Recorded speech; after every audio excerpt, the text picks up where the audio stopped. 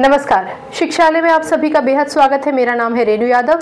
शिक्षा के मनोवैज्ञानिक आधार साइकोलॉजिकल फाउंडेशंस ऑफ एजुकेशन में हम ये पढ़ रहे थे कि अगर हमें किसी की पर्सनैलिटी का मापन करना हो तो हम कैसे करेंगे। हालांकि ये माना जाता है कि पर्सनैलिटी को आप पूरी तरीके से माप नहीं सकते हैं, नाप नहीं सकते, पढ़ नहीं सकते, लेकिन फिर भी कुछ मेथड्स हैं, जैसे कि सब्जेक्टिव मेथड हमने ऑलरेडी डिस्कस किया है। दूसरा था ऑब्जेक्टिव मेथड। ऑब्जेक्टिव मेथड में एक टॉपिक था प्रक्षेपण विधि। प्रक्षेपण विधि में हमारे पास 4 सब टॉपिक्स होते हैं: रचनाहीन सामग्री, संपूर्ण व्यक्तित्व, अचेतन व्यवहार से संबंधित और मानसिक रोगों का अध्ययन करना। मानसिक रोगों का अध्ययन किस तरीके से किया जाएगा या फिर किसी भी व्यक्ति के अचेतन मन को किस तरीके से पढ़ा जाएगा, उस पर काम किया रॉशार्क ने। इनका पूरा नाम था हरमन रॉशार्क। इनका जो एक्सपेरिमेंट था वो रॉशार्क इंक ब्लॉट टेस्ट बोला जाता है या फिर रॉशार्क इंक ब्लॉट टेक्निक कहा जाता है। जिसे हम ब्लॉट बोलते हैं, उसका करेक्ट प्रोनाउंसिएशन ब्लॉट है, तो कभी ब्लॉट कभी ब्लॉट में बोल दूंगी, आप समझ जाइएगा। चलिए, रॉशार्क कौन थे? एक स्विस साइकाइट्रिस्ट और साइको एनालिस्ट थे। ठीक है, बढ़िया काम कर रहे थे। और ये मैं आपको बताना चाहूँगी, वाइस प्रेसिडेंट भी थे स्विस साइको एनालिटिक सोसाइटी के। स्विस साइको एनालिटिक सोसाइटी के वाइस प्रेसिडेंट भी थे। बढ़िया पोस्ट था और बहुत मेहनत की इन्होंने। कम आयु में ही बहुत बड़ा इन्होंने एक टेस्ट दिया और उस टेस्ट के माध्यम से कई लोगों का दिमाग, कई लोगों की पर्सनैलिटी इन्होंने पढ़ने की कोशिश की। अब इंक ब्लड टेस्ट है क्या, पहले वो समझ लेते हैं। इंक ब्लड टेस्ट क्या है वो समझने से पहले आप ये समझिए कि ये जो मैंने यहाँ बना रखा है ना, ये कोई डिज़ाइन नहीं है। ये इंक ब्लड के 2 पिक्चर्स मैंने इंटरनेट से लिए हैं। अब आप देखिए कि ये जो आकृति है ये तो खैर पूरी ब्लैक एंड वाइट है, आप देख पा रहे हैं। ये ब्लैक कलर है और बीच में यहाँ वाइट स्पेस मैंने छोड़ दिया है। ये ब्लैक कलर है और ये वाइट स्पेस मैंने नहीं छोड़ा है, रॉशार्क ने छोड़ा था। तो ये ब्लैक एंड वाइट पिक्चर है, ठीक है ना। अब इस ब्लैक एंड वाइट पिक्चर को देख कर देखिए, सिर्फ ये तो ब्लैक एंड वाइट पिक्चर है। रॉशार्क ने इस तरीके की कई पिक्चर्स दी थी। हम सबका डिस्कशन सिलसिलेवार तरीके से करेंगे, पूरी थ्योरी को आप समझ सके सही तरीके से। इसलिए सबसे पहले इन आकृतियों को देख लीजिए, इनको हम कहेंगे आकृति। तो इस तरीके की हजारों आकृतियों में से 100 आकृतियां, उनमें से 10 आकृतियों को रॉशार्क ने चुना और उन आकृतियों को उन्होंने कार्ड्स में 18 बाई 24 साइज के कार्ड्स थे। उन कार्ड्स में उन आकृतियों को, यानी कि कार्ड में जो आकृति बनी है, उन कार्ड्स को उन लोगों को या उस व्यक्ति को दिया जिसको वो पढ़ना चाह रहे थे, जिसकी पूरी पर्सनालिटी ट्रेट, उसका मेंटल स्टेटस क्या है, वो इमोशनल बिहेवियर क्या है, वो सब कुछ पढ़ने के लिए इन्होंने ऐसी आकृतियों का इस्तेमाल किया। ठीक है, अब इंक ब्लड टेस्ट के ये सब चीज़ें पढ़ने से पहले ये समझिए कि इनके पास टोटल 10 कार्ड्स इन्होंने लिए, हमने अभी अभी डिस्कस किया। उन 10 कार्ड्स में से 5 तो ब्लैक एंड वाइट थे, जिसे हम एक्रोमेटिक कहते हैं। एक्रोमेटिक का मतलब होता है ब्लैक, व्हाइट या फिर ग्रे, यानी वो कलर्स जो अपने आप की आभा ना छोड़े, अपने आप को डोमिनेट ना करे। ठीक है ना। 5 तो ये हो गए। 2 black and white, black and red थे। 5 थे ब्लैक एंड व्हाइट, 2 थे ब्लैक एंड रेड। यानी इनका कोई, और इन आकृतियों का कोई विशेष अर्थ नहीं है। हो सकता है आप इन आकृतियों को देखकर कुछ और सूझबूझ से इनको व्यक्त करें, हो सकता है मैं किसी और तरीके से व्यक्त करूं, हो सकता है बाकी लोग किसी और तरीके से व्यक्त करें। तो इनमें से किसी भी आकृति का कोई सटीक मतलब नहीं है, लेकिन ये आकृतियां हैं और इन आकृतियों के हिसाब से व्यक्ति को इनको देखकर रिस्पॉन्स करना था। चलिए पहले कार्ड्स के बारे में पढ़ते हैं। तो 5 तो ब्लैक एंड व्हाइट हो गए, जिसे आप एक्रोमेटिक भी कह सकते हैं। 2 हो गए ब्लैक और रेड, और बाकी के बचे 3 जो थे वो डिफरेंट फिगर्स में थे और डिफरेंट कलर्स में थे, मल्टी कलर थे। मुझे लगता है कि आप इसको ये सारे के जो कलर्स हैं आपके blue, green, orange, pink, chromatic जिसे हम कहेंगे, क्रोमैटिक थे। समझ में आ गया। इन कार्ड्स के बारे में आपको डेफिनेटली पता होना चाहिए। इंपॉर्टेंट क्वेश्चन है यूजीसी नेट के लिहाज से भी और एमए एजुकेशन के लिहाज से तो है ही। ठीक है ना। अब आप ये देखिए कि ये जो इन्होंने कार्ड्स हैं, इस कार्ड्स के माध्यम से इन्होंने क्या किया। ये जो कार्ड्स हैं ये एलिमेंट्स हैं, कलर्स के एलिमेंट्स हैं जो किसी भी व्यक्ति के इमोशंस, उसके रिस्पॉन्स, उसकी मेंटल स्टेट, वो बिल्कुल यूजुअल सोच रहा है या अनयूजुअल सोच रहा है, कॉमन सोच रहा है या अनकॉमन सोच रहा है, इनको पढ़ने के लिए ये कार्ड्स दिए गए थे, ठीक है ना। अब इन कार्ड्स के हिसाब से, जैसा कि मैंने आपको कहा कि इनमें एलिमेंट्स हैं जो किसी के इमोशंस, उसके रिस्पॉन्स, उसका असेसमेंट हम कैसे करेंगे, उसका इमोशंस क्या है, उसकी कॉम्प्लेक्सिटी क्या है, उसकी रिस्पॉन्सिबिलिटी क्या है, वो अलग अलग स्टिमुलाइज को कैसे रिस्पॉन्स करता है, वो जितना भी एनालिसिस होगा उस एनालिसिस को एक व्यक्ति लगातार नोट कर रहा होगा, बल्कि 2 व्यक्ति लगातार नोट कर रहे होंगे। कौन कौन? साइको एनालिस्ट और साइकाइट्रिस्ट। क्लियर हो गई ये बात? इंक बहुत क्लियर हो गए? इन फिगर्स से आप अंदाज़ा लगा सकते हैं, फिगर्स आपको बनानी नहीं है। मैंने आपको बताया कि कार्ड्स पे सारी की सारी कहानी टिकी हुई है। चलिए, अब ये जो कार्ड्स हैं, इन कार्ड्स को जब हम उस व्यक्ति को देंगे जिसका व्यक्तित्व, जिसकी मानसिक स्थिति, जिसकी संवेगात्मक उनकी भावनाएं जिनको हम समझना चाहते हैं, उन व्यक्ति को जब हम ये कार्ड देंगे तो हम कहेंगे कि अब आप इन कार्ड्स को पढ़ लीजिए। कार्ड्स पे क्या बना हुई है? आकृतियां बनी हुई हैं, ठीक है ना। तो हम कहेंगे कि ये कार्ड्स आप बारी बारी से इनको देख लीजिए और जितना समय चाहिए उतना देखिए। हो सकता है कि कोई व्यक्ति कार्ड को ऐसे किसी अलग एंगल से देखे, पलट के भी देख सकता है, सीधे भी देख सकता है, अलग अलग एंगल से भी देख सकता है। जितना समय चाहिए उस व्यक्ति को वो उतना समय लेगा और उसके बाद इस आकृति को देखकर वो जो रिस्पॉन्स करेंगे, उस रिस्पॉन्स को जो उनके साथ साइकाइट्रिस्ट बैठे हुए हैं या साइको एनालिस्ट बैठे हुए हैं, वो उनके रिस्पॉन्स को, उनकी हर एक हरकत को, उनके हर एक मूवमेंट को अपने पास लिखते जाएंगे, टेबुलेट करते चले जाएंगे। यहाँ पर ये भी समझिए कि भले ही एक एनवायरनमेंट क्लोज्ड है, एक क्लोज्ड एनवायरनमेंट में ये एक्सपेरिमेंट चल रहा है, लेकिन वो व्यक्ति बिल्कुल फ्री है, आपने उसको फ्री छोड़ दिया है। हाँ, उसके साथ एक व्यक्ति और है, साइकाइट्रिस्ट या फिर साइको एनालिस्ट, जो लगातार उसको एनालाइज कर रहा है, बट वो व्यक्ति फ्री है। इन कार्ड्स के साथ वो किसी भी तरीके से इनको देख सकता है, पलट सकता है, ये सब कुछ कर सकता है। चलिए, अब इतना आपको समझ में आ गया। अब एक चीज़ और समझिए कि अगर मैं इस कार्ड को पलट सकती हूँ तो मैं अपने आप से पलट रही हूँ या फिर मैंने किसी की परमिशन ली? क्या मैंने किसी से पूछा कि सर आपने मुझे ये जो कार्ड दिया है, क्या मैं इसको ऐसे मोड़ सकती, इसको इस एंगल में देख सकती हूँ? अब हमारा ये क्वेश्चन पूछना भी एक टेबुलेशन है, इसको भी रिकॉर्ड किया जाएगा। कोई भी व्यक्ति अपने आप से कोई एक्शन ले रहा है, डिसीजन ले रहा है, या इतनी छोटी सी चीज़ पूछने के लिए भी उसको किसी की परमिशन की ज़रूरत है, उसको भी इसमें विशेष तवज्जो दी गई थी उसके रिस्पॉन्स को। चलिए, अब मैं ये पूरा मेथड समझाने से पहले कुछ चीज़ें और आपको बता देती हूँ। देखिए, हमारे पास अलग अलग रिस्पॉन्सेस थे, इनमें बहुत सारी चीज़ें आप देख पा रहे हैं। कुछ चीज़ें मैंने पेंसिल से लिखी हैं क्योंकि कंटेंट बहुत ज़्यादा था और जगह मेरे पास कम थी। अच्छा, चलिए, अब कुछ चीज़ें हैं। मान के चलिए कि W का मतलब होता है कि मैंने उस कार्ड को पूरा देखा, मैंने इस कार्ड को पूरा देखा और इस पूरे के बेसिस पे मैंने अपना एक रिस्पॉन्स दिया, तो W होगा, ठीक है। D का मतलब होता है कि मैंने डिटेल देखा, मैंने तो एक कार्ड देखा और इस कार्ड में मैंने मेरा एनालिसिस दे दिया, जो भी देना था इस पूरे कार्ड को देख के और मैंने बता दिया, ठीक है ना। अब D का क्या मतलब होता है? D का मतलब होता है कि मैंने एक डिटेल देखी, इसी पिक्चर में से या इस पिक्चर में से मैंने एक डिटेल देखी और उसको बहुत बढ़ा चढ़ा के कहा। जब मैंने किसी चीज़ को देखकर, अब ये पूरा पेन है ना, ये पेन और इसका हालांकि कोई संबंध नहीं है, पर मैं समझाने के लिए बता रही हूँ। अब इस पेन में देखिए कितना सारे रंग है। अब आप किसी एक चीज़ को पकड़ लीजिए, मान के चलिए इस आर्क को आपने पकड़ लिया जो C है। अब इसकी आप एक डिटेल्ड इन्फॉर्मेशन दे दें, विस्तार में समझा दें, तो उसके लिए आप कैपिटल D का शब्द इस्तेमाल करेंगे। इस पूरे की आपने व्याख्या कर दी तो W। फिर आ जाता है DD, इसका मतलब डिटेल। इसका मतलब ये हुआ कि ये जो छोटा सा आर्क है ना, C जो बना हुआ है इसमें मेरे पेन में, मार्कर में, इस C की भी डिटेल आपने देख ली, मतलब डिटेल की भी डिटेल में आप चले गए। अब इतना डिटेल में जाएंगे तो ये जो रिस्पॉन्स है ना, ये बड़ा ही अनकॉमन और अनयूजुअल होगा। क्लियर? बहुत ही अनकॉमन और अनयूजुअल होगा कि एक जो मार्क बना हुआ है, अब ये मार्क बना हुआ है काला, अब इस काले के अंदर भी आप चले जाओ, इस पर्टिकुलर आकृति के अंदर भी आप चले जाइए, उसमें से कुछ खोजने लगिए, तो वो डेफिनेटली अनकॉमन और अनयूजुअल होगा, जिसको हम maladjustment within the individuals कहते हैं। यानी कि कुछ ना कुछ तो ऐसी चीज़ है जो कॉमन नहीं है, क्योंकि कई लोगों को ये जो आकृतियां हैं ना, ये सिर्फ आकृतियां दिख रही हैं।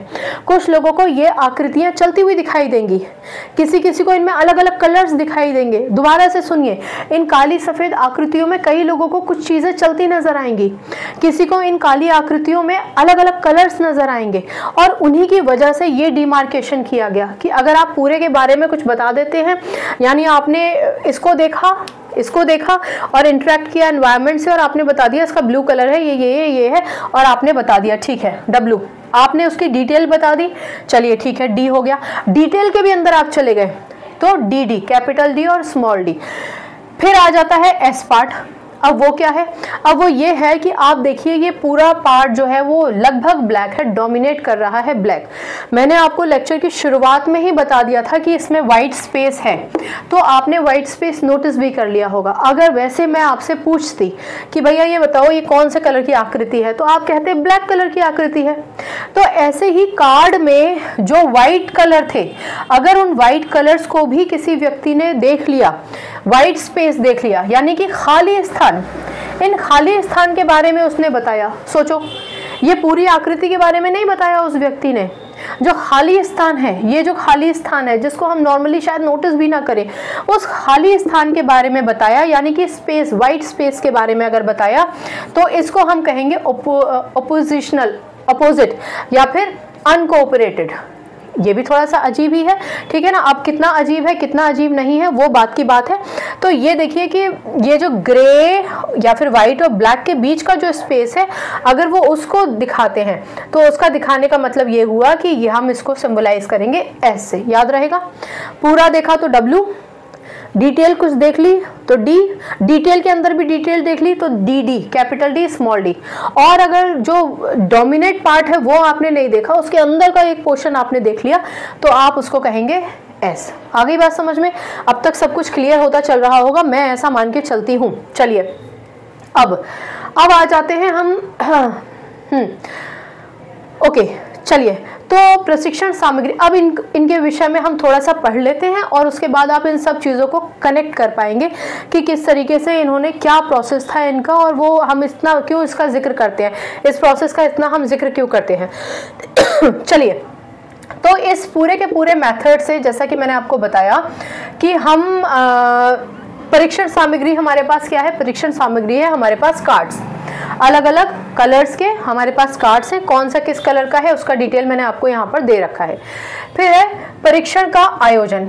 इसका मतलब क्या होता है, आयोजन आप कैसे करेंगे? आयोजन आप करेंगे कि भैया आप बैठिए, हम आपको कार्ड्स दे रहे हैं जिसको हमने स्टडी करना है, उसके साथ हमारा ये व्यक्ति बैठा हुआ है, एक या दोनों, और ये व्यक्ति उसके हर एक रिस्पॉन्स को वो मुस्कुरा रहे हैं, तो अगर वो इंटरेक्ट कर रहे हैं या फिर वो उसके विषय में कुछ अटपटा सा बिहेव कर रहे हैं, उन सारी चीज़ों को हमारा ये साइकाइट्रिस्ट या फिर साइको एनालिस्ट टेबुलेशन कर रहे हैं, और उस टेबुलेशन के हिसाब से स्कोरिंग भी की जाएगी, ठीक है ना। चलिए, अब ये तो हमें समझ में आ गया। फिर अनुक्रियाओं का विश्लेषण, इसका मतलब जो हमारे रिस्पॉन्सेज आए हैं उनको आप किस तरीके से एनालाइज करते हैं, किस तरीके से हम उसका रिस्पॉन्स करेंगे, ये मैंने आपको बता ही दिया। स्थिति, यानी किसी भाग को अगर आपने ज़्यादा तवज्जो दे दी है, ये जो पूरा, स्थिति का मतलब ये हो गया डब्ल्यू, ये जो पूरी पोर्शन है अगर आपने इसको तवज्जो दे दी तो आपको डब्ल्यू मिलेगा, ठीक है ना।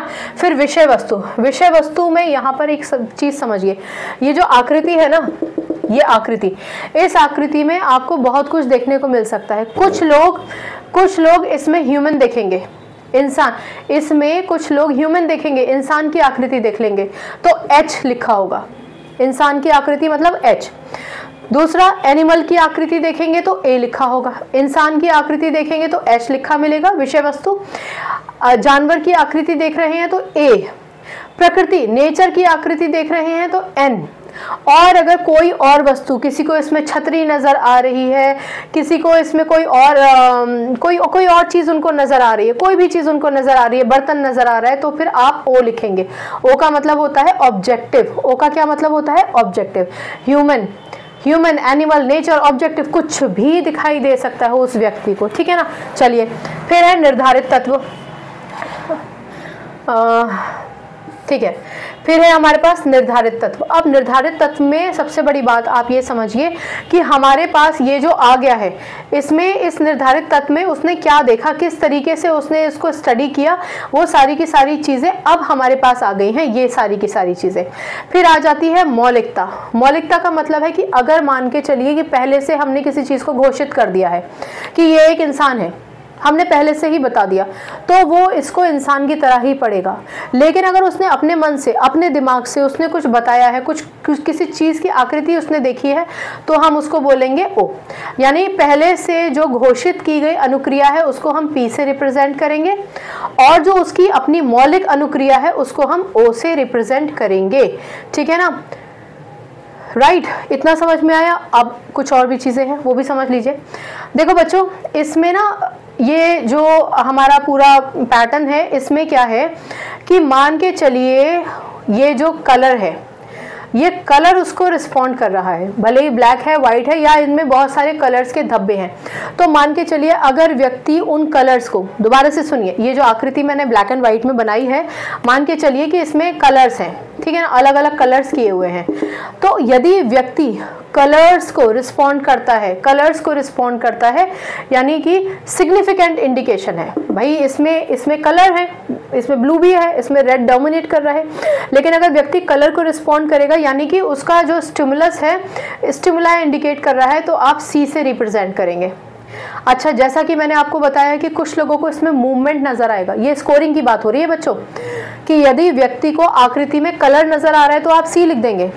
लेकिन अगर उसको आकृति में मूवमेंट नजर आ रहा है, उसको लग रहा है कि कोई व्यक्ति भाग रहा है, कोई जानवर भाग रहा है, छतरी उड़ रही है, तो मूवमेंट हो रहा है, तो मूवमेंट को हम एम से दर्ज करते हैं, ठीक है ना। और अगर मान के चलिए कि उसको इस आकृति में उतार चढ़ाव नजर आ रहा है, यानी उसको लग रहा है कि ये रंगों में मूवमेंट हो रहा है, ये वो हमारा बचपन में एक खेल नहीं होता था जिसमें एक प्लेट जैसी होती थी, उसको कुछ तो बोलते थे, उसमें डिफरेंट कलर्स होते थे, ऐसे फ्लैप करो तो उसमें कोई आकृति दिखाई देती थी ना, मूवमेंट होता था। तो वो जो मूवमेंट है, अगर मान लीजिए कि रंगों का उतार चढ़ाव आपको दिखाई दे रहा है, तो फिर हम उसको के से रिप्रेजेंट करते हैं। आई होप इतना आपको समझ में आ गया होगा, राइट, ठीक है। तो विषय वस्तु में, असल में विषय वस्तु में आएगी हमारी आकृतियाँ, ह्यूमन हो गया, एनिमल हो गया, नेचर हो गया, एटसेट्रा एटसेट्रा। निर्धारित तत्व में हमारे पास ये सारे तत्व आ जाएंगे जिनके बारे में हमने बात की, जो कलर हो गया, मैन हो गया, निर्धारित तत्व में आ जाएंगे, और उसके बाद मौलिकता में ओरिजिनलिटी और पी आ जाएगा, ठीक है। चलिए इसको आप ठीक दोबारा से, चाहे तो दोबारा से सुन लीजिए। एक तो स्थिति हो गई जिसमें हम होल करेंगे, फिर हमारा विषय वस्तु आ गया जिसमें ह्यूमन हो गया, एनिमल हो गया, नेचर हो गया, उसको क्या ऑब्जेक्ट दिखाई दे रहा है, फिर निर्धारित तत्व है, अगर उसको रंग दिखाई दे रहे हैं तो हम सी बोलेंगे, गति दिखाई दे रही है तो एम बोलेंगे, ऊपर नीचे उसको लगता है कि कुछ तो उतार चढ़ाव हो रहा है, तो रंगों का उतार चढ़ाव हो रहा है, तो हम उसको के से दिखाएंगे। मौलिकता, यदि उसको पहले से रिस्पॉन्स हमने कर रखा है, पहले से ही घोषित हो गई है अनुक्रिया, तो पी। और मौलिक, अगर उसने अभी इंस्टेंटली कुछ बताया है आपको, तो आप उसको ओ से रिप्रेजेंट करेंगे। ये ओ ए तो शायद इतना ना भी पूछे, ये सबसे ज़्यादा इंपॉर्टेंट है और ये सबसे ज़्यादा इंपॉर्टेंट है, पर आपको पता तो सब कुछ होना चाहिए, ठीक। चलिए, अब ये तो होगी हमारी बात सारी की सारी। अब एक और चीज़ समझिए, इसके आधार पे स्कोरिंग हो रही है, तो रॉशर की जो स्कोरिंग थी उसको हम कहते हैं कॉम्प्रिहेंसिव स्कोरिंग। क्या कहते हैं? कॉम्प्रिहेंसिव स्कोरिंग, ठीक है ना, सब चीज़ों को मिला के स्कोरिंग होगी, कॉम्प्रिहेंसिव स्कोरिंग। तो अगर आप CS शब्द का कहीं पे इस्तेमाल देखें तो आप समझ जाइएगा कि कॉम्प्रिहेंसिव स्कोरिंग है, ठीक। चलिए, अच्छा एक और चीज़ समझिए कि ये जो पूरा मेथड था ना, आपने नाजी वॉर के बारे में सुना है, world war second, Adolf Hitler के समय में जो एक डोमिनेशन रहा था जर्मनी का, और किस तरीके से उस समय क्या हुआ आपको सब पता है। तो जो नाजी वॉर में पार्टिसिपेट करने वाले लोग थे ना, उन पर भी ये टेस्ट किया गया था कि ये पता चले कि भैया ये जो तुमने वॉर में इतने एक्ट्स कर दिए हैं, आखिर तुम्हारे दिमाग में था क्या हो रहा था उस समय। इसके अलावा एक डिजीज होती है जिसको हम कहते हैं सिजोफ्रेनिया, SCHIZOPHRENIA, सिजोफ्रेनिया। इसमें क्या, एक व्यक्ति जिसे हम, मेरे ख्याल से हिंदी में हम इसको मनोविदलता कहते हैं, मनोविदलता, ठीक है ना। तो इसमें क्या होता है, एक व्यक्ति को भ्रम की स्थिति रहती है, उसको कुछ चीज़ें दिखाई दे रही हैं, कुछ आकृतियां दिखाई दे रही हैं, एक भ्रम की स्थिति होती है। तो इस डिजीज़ को पढ़ने के लिए भी इस मेथड का इस्तेमाल किया गया था।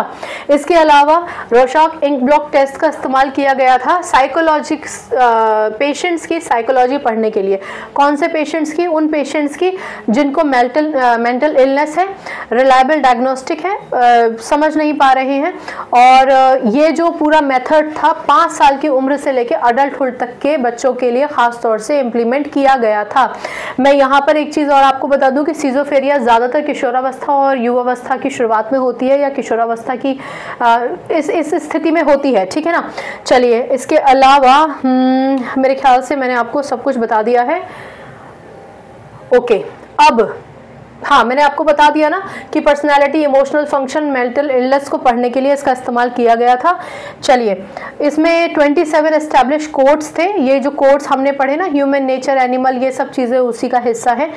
ओके, परफॉर्मेंस असेसमेंट सिस्टम होता है। परफॉर्मेंस असेसमेंट सिस्टम मतलब क्या परफॉर्म किया उस व्यक्ति ने, जिसपे हमने ये कार्ड्स दे के टेस्ट किया, तो उसको आप RPAS भी कहते हैं। ये शब्द पूछा नहीं जाएगा यूजली, पर अगर आप कहीं देखें तो आप कंफ्यूज ना हो जाए। R का मतलब होता है रोशॉक और PAS का मतलब होता है परफॉर्मेंस असेसमेंट सिस्टम। ये जो स्कोरिंग मेथड होता है, ठीक है ना, स्कोरिंग मेथड होता है। और ये जो स्कोरिंग मेथड था, ये बहुत और भी मेंबर्स थे रिसर्च काउंसिल टीम में, वो भी लेकर आए थे इस मेथड को। चलिए, अब उपयोगिता की क्या बात करें हम, उपयोगिता क्या थी और आलोचना क्या थी, ये सब, ये इंक ब्लॉक टेस्ट अपने आप में पूरा एक टॉपिक है, ठीक है। सब्जेक्टिव मेथड में तो आएगा ही आएगा, लेकिन अपने आप में भी पूरा एक टॉपिक है। तो हमने ये सब तो पढ़ लिया है ना। अच्छा हाँ, परीक्षण की सत्यता व विश्वसनीयता, रिलायबिलिटी क्या है इसकी, देखिए, और इसमें ट्रुथ कितना है। तो सत्यता में इसमें 47 मार्क्स मिले हैं, और रिलायबिलिटी की अगर हम बात करें तो 67 से लेकर 97 के बीच का इसका स्कोर है, यानी कि 100% स्कोर इसका नहीं है, ठीक है ना। सत्यता 47 पर आके टिक गई है, और विश्वसनीयता 67 से लेकर 97 तक स्कोर जाता है, स्कोर पूछे नहीं जाते हैं हालांकि।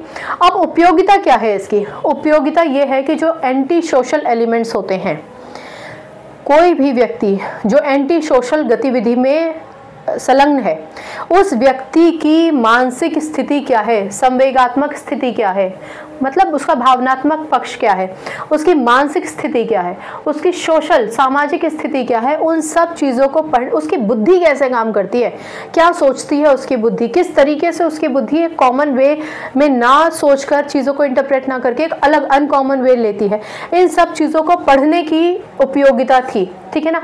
इन सब चीज़ों को पढ़ने में काम आता है ये मेथड। तो इसकी आलोचना क्या है, क्रिटिसिज्म क्या है।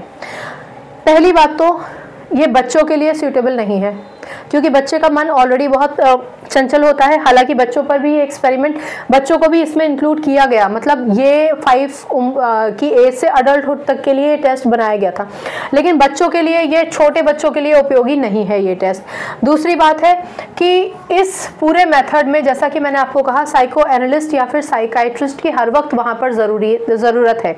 कोई भी व्यक्ति जिसमें उस व्यक्ति को स्टडी करने की, उसकी गतिविधियों को नोटिस करने की, उसके हर एक मूवमेंट को नोटिस करने की, उसकी भाव भंगिमा को नोटिस करने की ट्रेनिंग नहीं है, वो व्यक्ति, वो एक्सपर्ट जो वहाँ बैठा है, वो उस सामने वाले व्यक्ति की भाव भंगिमा और जो वो एक्सप्रेशन अभी हमने बात की उसको नहीं पढ़ पा रहा है, तो सही एनालिसिस नहीं कर पाएगा, सही स्कोरिंग नहीं दे पाएगा। इसके अलावा अब आप देखिए कितना बड़ा काम है। आपने एक व्यक्ति को कार्ड्स दिए और उनको कहा जितना समय लेना है लो, वो जितना समय लेना चाहते हैं उतना समय लेंगे, उस कार्ड को देखेंगे, उसको अलग अलग एंगल्स में भी घुमा सकते हैं, जैसा कि मैंने लेक्चर की शुरुआत में कहा। फिर उसके बाद उनकी हर एक एक्टिविटी को नोट करना, टेबुलेट करना, फिर उसका स्कोरिंग करना, उसके हिसाब से उनकी पर्सनैलिटी या उनकी मेंटल हेल्थ या उनकी इमोशनल हेल्थ को स्टडी करना बहुत ही टाइम टेकिंग है। टाइम टेकिंग के साथ साथ आप ये देखिए कि फाइनेंशियली भी कितना मुश्किल है, क्योंकि आपको एक्सपर्ट्स चाहिए, और अगर एक्सपर्ट्स चाहिए तो पैसा तो लगेगा ही लगेगा ना। दूसरी बात है कि इसमें ऑब्जेक्टिव की मिसिंग है, सबसे इंपॉर्टेंट है कि ऑब्जेक्टिव इसमें मिसिंग है।